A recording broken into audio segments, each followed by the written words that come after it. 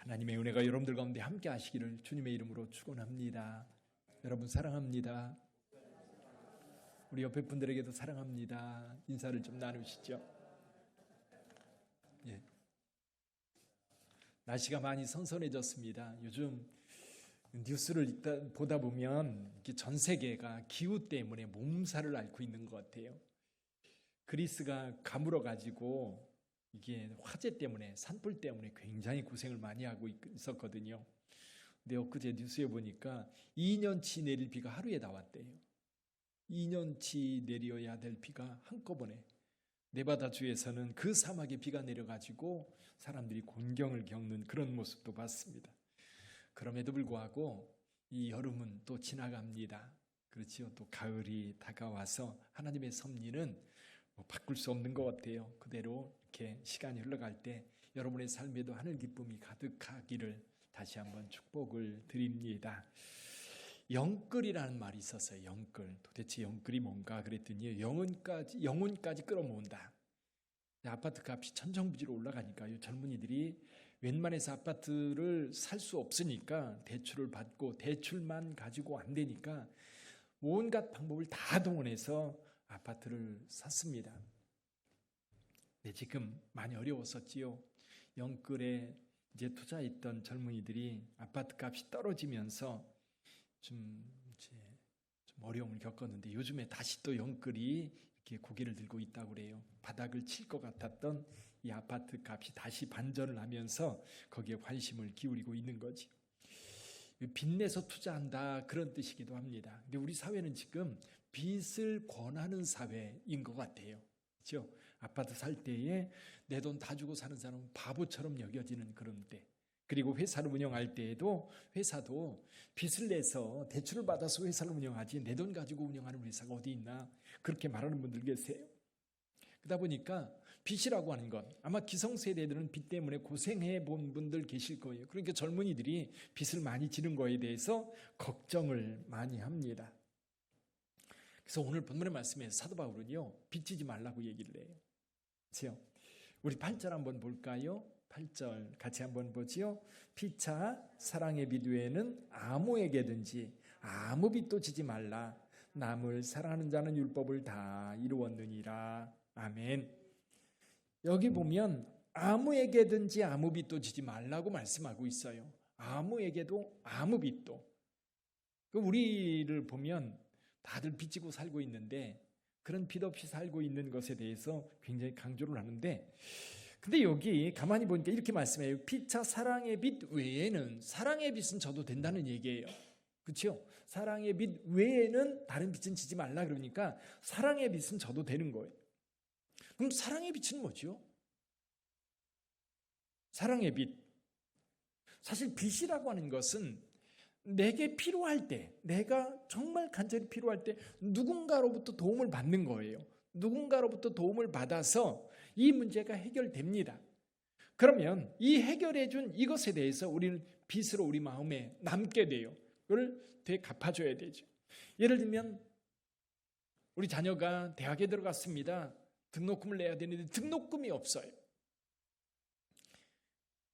한 500만 원 든다는데 언제까지 등록을 해야 되는데 그 돈이 없는 거예요. 그래서 여기저기 전화를 합니다. 500만 원만 빌려주세요. 내 아이가 이번에 등록하지 못하면 학교에 들어가지 못합니다. 그런 걱정, 근심 때문에 이제 여기저기 수문하다가 한 사람, 그래 내가 500만 원 빌려줄 테니까 이자 얼마나 줄겨?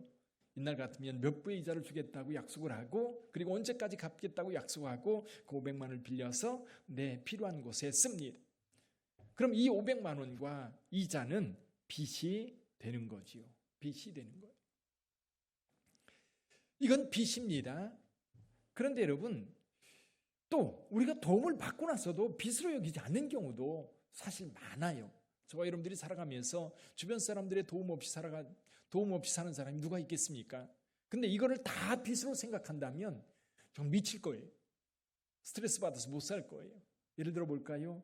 제가 이제 큰 물건을 가지고 가고 있는데 어떤 청년이 지나가다가 아저씨 이 물건 들어드릴까요? 어디까지 가세요? 여기 버스터미널까지, 버스 타는 데까지 갑니다. 그러니까 이 청년이 번쩍 들어서 버스 타는 데까지 갖다 주고 갑니다. 그러면 저는 어때요? 마음에 너무 고맙잖아요.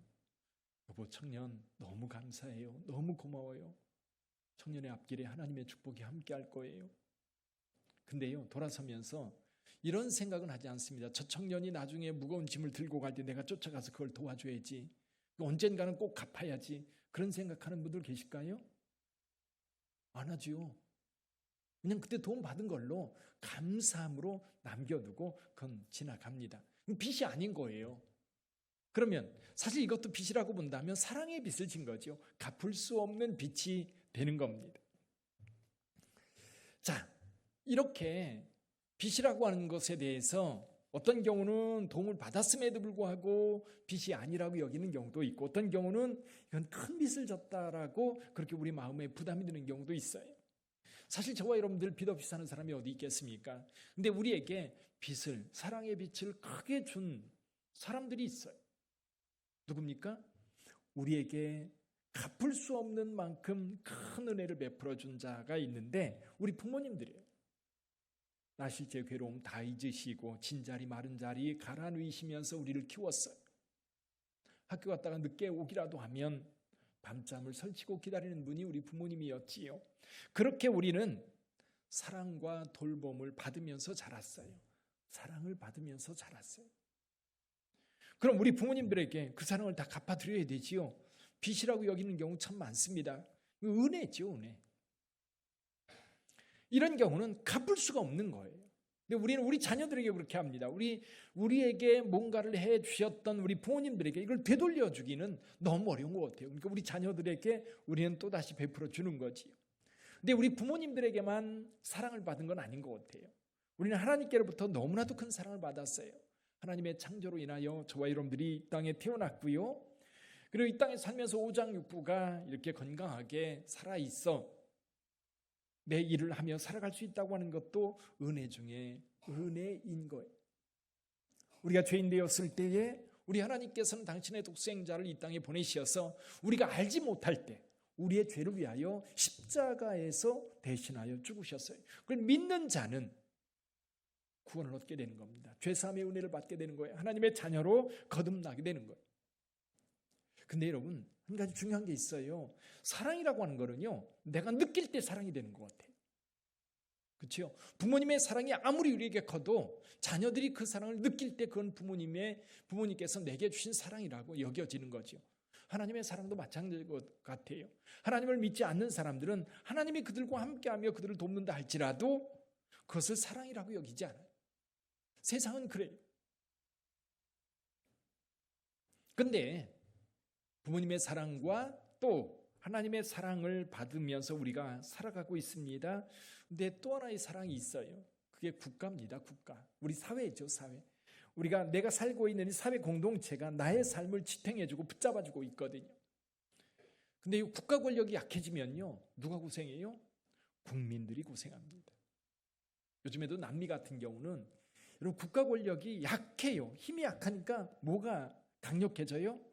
특히 남미 같은 경우는 마약 카르텔들이 그냥 힘을 뻗쳐가지고 대낮에도 총격전을 벌이는 그런 국가 권력이 강하면 감히 그렇게 못합니다.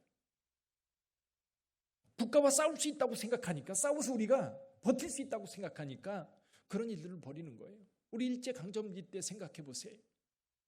국가가 없으니까 어떤 일이 벌어져요? 우리가 농사진 거 다 공출이라는 명목으로 빼앗깁니다. 세금이라는 명령으로 다 걷어갑니다. 저희 부모님에게 들은 이야기입니다.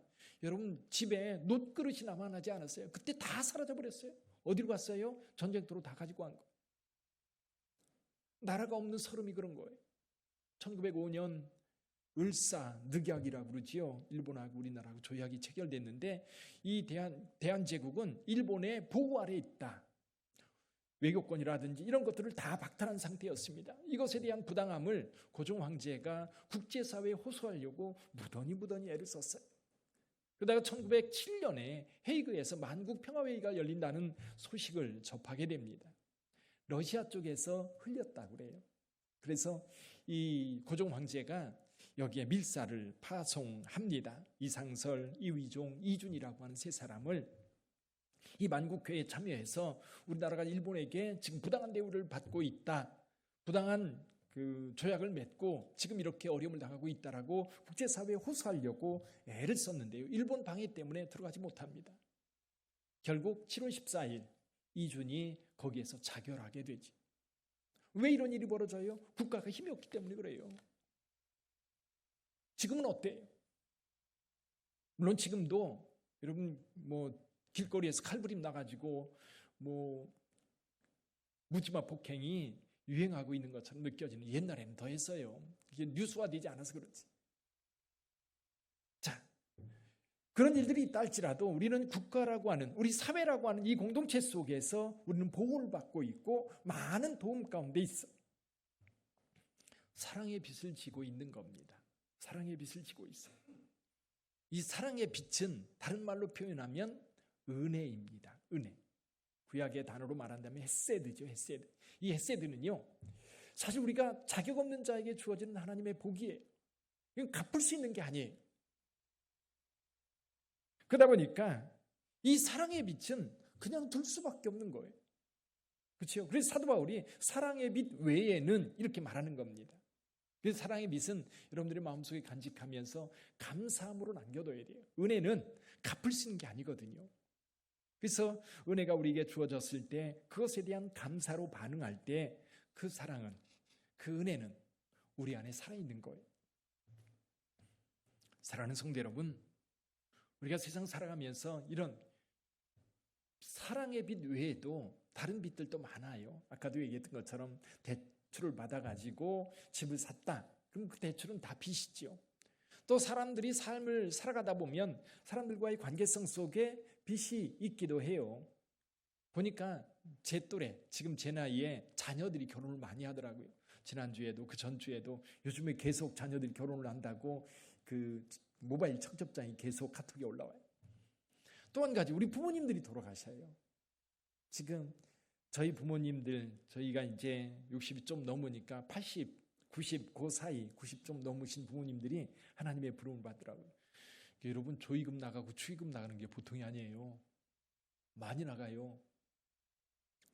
그러면 저 내 자녀이 결혼했어요. 아니면 우리 친구들 결혼한다고 그래 제가 축의금 보냈습니다. 그 친구들 감사하다고 문자가 왔어요. 때로는 다른 일이 없으면 가서 참석하기도 하지만 또 못하는 경우도 있잖아요. 축의금 한번 보내잖아요. 그러면 꼭 감사 문자를 보내면서 이렇게 문자가 와요. 가정에 대소사가 있을 때 꼭 연락 주십시오. 그렇게. 무슨 얘기예요? 빚 갚겠다는 거거든요. 아마 여러분들도 그런 마음이 있을 거예요. 갚겠다. 빚이라고 하는 것은 부담이에요. 그렇죠? 부담이에요. 기쁨이 아니라 부담스러운 것입니다. 자, 그렇다면 오늘 본문의 말씀을 통해서 이 사도 바울이에게 주시는 말씀, 사랑의 빛 외에는 어떠한 빛도 치지 말자라고 할 때에 이것이 어떤 의미일까요? 사실은 이것은 사랑으로 행하라는 말입니다. 무슨 일을 행하든지 사랑으로 행하라. 빚진 자의 마음, 이건 억지로 해요. 부담스러워요. 그렇지만 해야 돼요. 그게 아니라 그리스도인들은 하나님께로부터 이웃에게 많은 사랑을 받았기 때문에 억지로 행하는 게 아니라, 의무로 행하는 게 아니라 기쁨으로, 정말 사랑해서 행하라는 거예요. 그러면서 사도 바울이 여기 말씀을 주세요. 십계명 말씀입니다. 무슨 말씀이 있어요? 간음하지 말라, 살인하지 말라, 도둑질하지 말라, 탐내지 말라. 한 가지가 빠졌어요. 뭐가 빠졌어요? 거짓 증언하지 마라. 거짓말하지 말라는 거예요. 근데 여러분, 이런 말씀들은 내 이웃을 내 몸과 같이 사랑하라고 하는 말씀 속에 다 들어있다는 거예요. 다 들어있다는 거예요. 예수께서도 말씀하셨어요. 예수님께서도 마태복음 22장 35절 이하에 보면 이렇게 말씀합니다. 한 율법사가 예수님을 찾아와요. 선생님, 율법 중에 어느 계명이 큽니까? 물었더니 예수께서 이르시되 내 마음을 다하고 목숨을 다하고 뜻을 다하여 주 너희 하나님을 사랑하라 하셨으니 이것이 크고 첫째 된 계명이다. 둘째는 이것이니 39절인데요. 같이 볼까요? 39절 한번 보시죠. 시작. 둘째도 그와 같으니 내 이웃을 내 자신과 같이 사랑하라 하셨으니. 내 이웃을 내 자신과 같이 사랑하라. 그러면 오늘 본문의 말씀을 통해서 이런 율법이라고 하는 것이 있는데 율법 하나하나를 지키려고 하면 정말 힘들어요. 사도 바울이 그걸 알았어요. 율법 조항 하나하나를 지키려고 하니까 그건 지킬 수가 없는 거예요. 완성할 수 없는 거예요.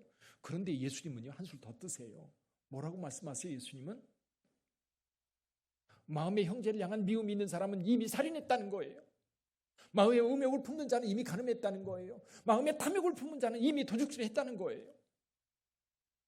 그러면 여기에서 우리가 어떻게 이 율법을 지켜갈 수 있느냐는 거예요.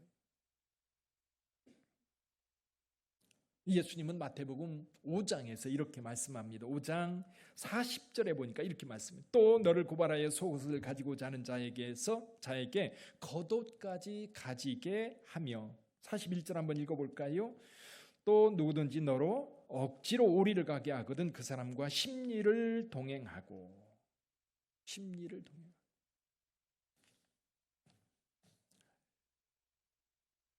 악한 자를 대적하지 말고 오히려 오른뺨 치는 자에게 왼뺨도 돌려대고 속옷을 달라는 자에게 아예 겉옷까지 벗어주고 오리를 가자 하는 자에게 심리를 가지고 그렇게 하라는 거예요.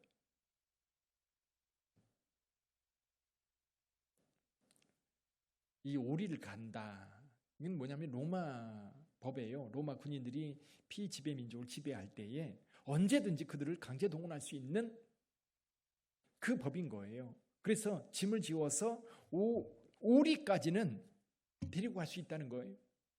로마 군인들에게 준 권리인 거예요. 그럼 피지배 민족들은 어때요? 그거를 따라야 되는 거예요. 만약에 따르지 않으면 벌을 받는 거지. 그래서 여러분, 예수님 십자가를 지고 골고다 언덕에 올라갈 때 구레네 시몬이 예수님의 십자가를 진 것이 이 사건 때문에 그렇습니다. 그럼 생각해 보세요. 나 바빠 죽겠는데 로마 군인한테 붙잡혔어요. 그리고 이 짐 지고 오리를 가자고 합니다. 그러면 마음이 어떻겠어요?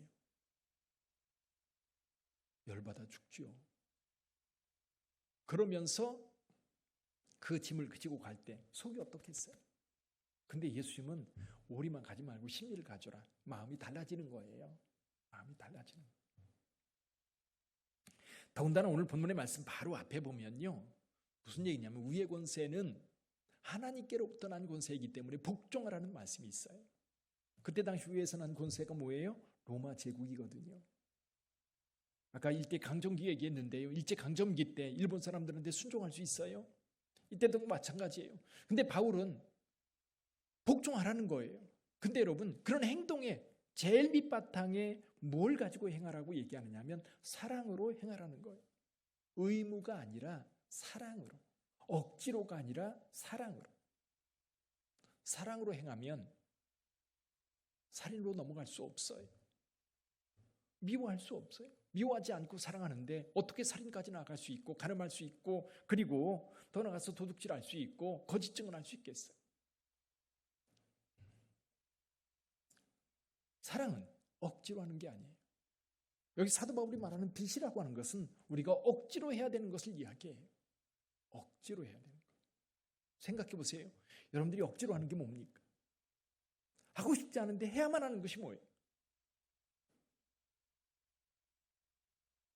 얼마 전에도 여러분들이 잠깐 말씀드렸었는데 한 엄마가 여름 이제 어린이집 방학인데 2주 방학하는데 2주 내내 아이를 맡기는 거예요. 그래서 선생님이 한 주만이라도 좀 애를 좀 봐주라. 그래야 선생님들이 좀 쉬지 않냐. 그랬더니 나도 애 맡기고 좀 혼밥도 하고 싶고 여행도 하고 싶고 놀러도 가고 싶다는 거예요. 알고 봤더니 그 엄마는 아무것도 안 하는 거예요. 전업주부인 거예요. 인터넷이 난리가 난 거예요.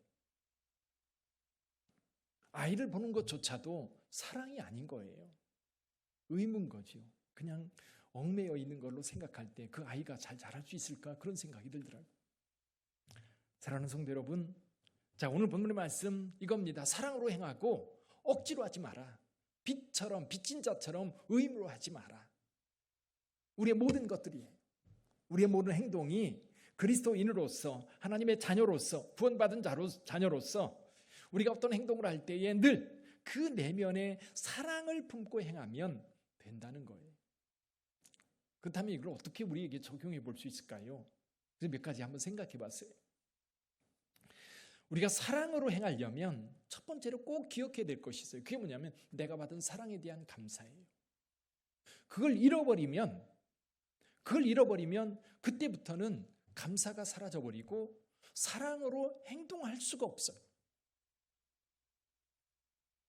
여러분의 마음속에 늘 감사함이 있기를 바라요. 우리 부모님들에게 감사하고 하나님께 감사하고 나를 보호해주는 국가에 대해서 감사하고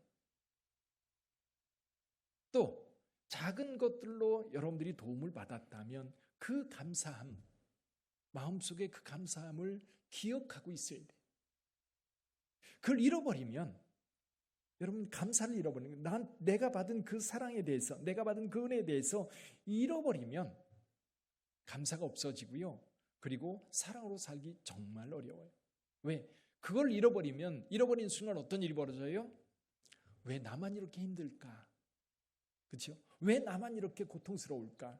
그 생각만 남는 거예요.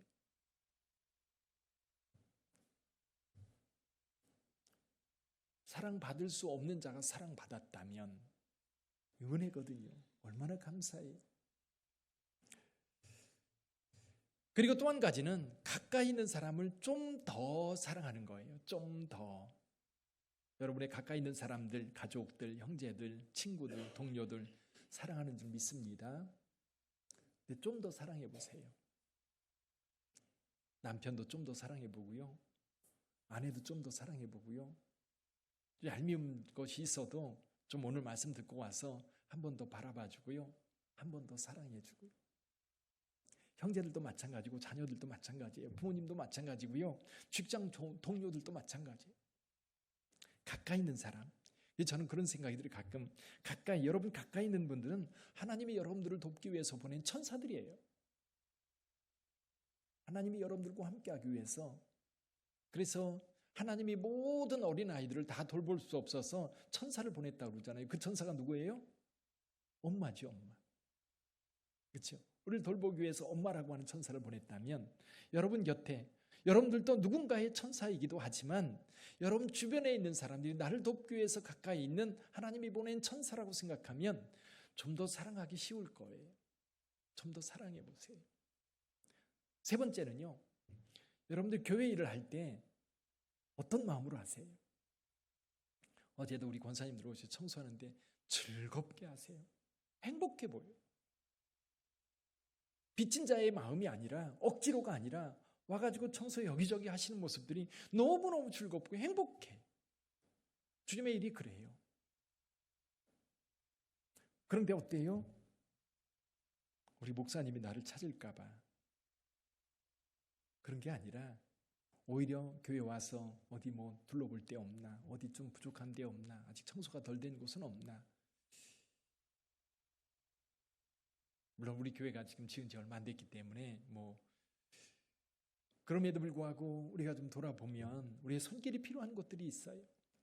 그뿐만 아니라 여러분의 회사 일도 마찬가지예요. 여러분이 맡아서 하는 일들 사랑으로 행하다 보면 여러분 즐거워요. 행복해. 그런 기쁨이 여러분들에게 있었으면 좋겠어요.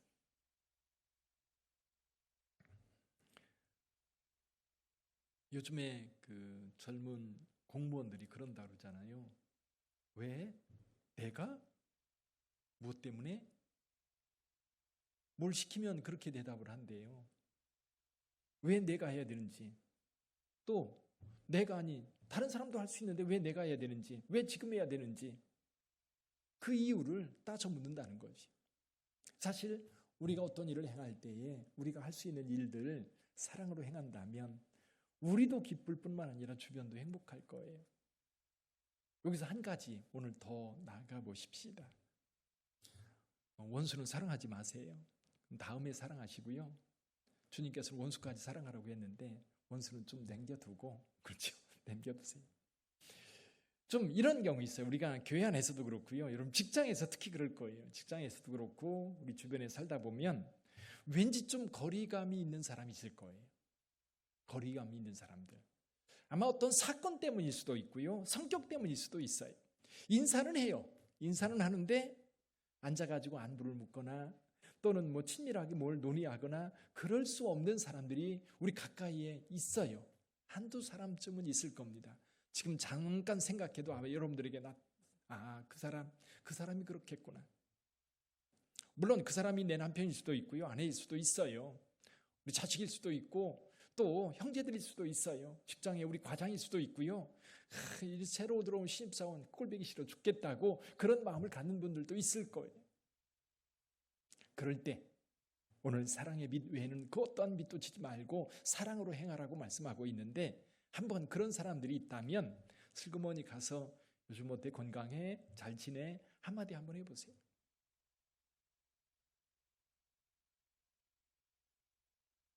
좀 그리스도인들은 그렇게 시작하는 것 같아요. 그렇게 이 목회를 하다 보니까 그런 것 같아요. 이게 1대1로 만나면 안 그런데, 이게 이제 지방회라든지 총회라든지 회의로 넘어가면 왠지 우리 목사님들도 장로님들도 그리스도인이 아닌 것처럼 느껴질 때가 있어요. 저 사람 예수 믿는 거 맞나? 근데 사실 우리가 예수 믿는다고 하는 것이 우리 심령 가운데 중심에 있다고 한다면, 실은 좀 껄끄러운 사람이 있을 때에도 우리가 좀 먼저 손을 내밀고 화해하고, 또 그를 사랑할 수 없지만 그럼에도 불구하고 우리가 한마디 더 따뜻한 말로 건넬 수 있는, 그러면 분위기가 달라져요. 그런 분위기가 달라져요. 회사에서도 그렇고 교회에서도 그렇고 가정에서도 마찬가지고요. 좀 우리가 좀 그리스도인이기 때문에 먼저 말 한마디, 손 한 번 더 먼저 내밀어 보는, 난 그 사람이 나한테 와서 사과하기 전까지는 나는 그 사람한테 안 가. 고집 부리지 말고, 이게 좀 마음이 상한 사람은 좀 뒤로 넘겨두세요. 그냥 오늘은 조금 인사는 하면서도 왠지 가까이 하지 못했던 우리 공동체 가운데 있었던 사람이 있다면 여러분들이 먼저 손을 내밀어 보세요. 그러면 아마 사랑의 빛만 남고 다른 빛들은 다 사라져버리는, 그래서 여러분의 행동 자체가 사랑으로 행동하는 것이 될 거예요. 사랑하는 성도 여러분, 9월달은 헌신이라고 하는 단어로 지금 주제를 삼아서 말씀을 전하고 있습니다. 그래서 가만히 생각해 보니까 헌신이라고 하는 건 내 자신을 드리는 거거든요. 드릴 때에 사랑이 없으면 드릴 수 없어요. 사랑이 없으면 헌신할 수 없어요. 사랑이 없으면 내 자신을 그에게 어떻게 드릴 수 있어요?